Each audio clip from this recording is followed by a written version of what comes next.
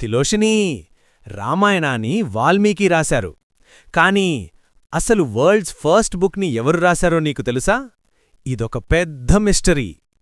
మన హిస్టరీలో మనుషులు ఇంకా పుస్తకాలు రాయని రోజులవి.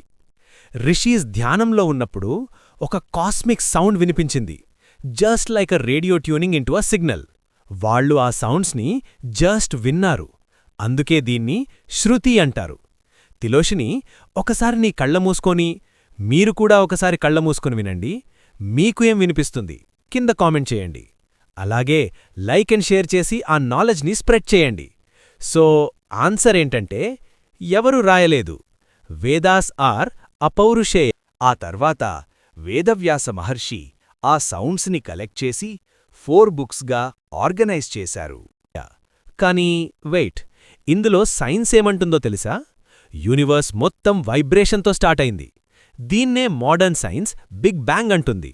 అదే ఓం. సో తిలోషిని, వస్తున్న వీడియోలో మనం first book Rigveda chapter 1 open చేద్దాం. రెడీయా?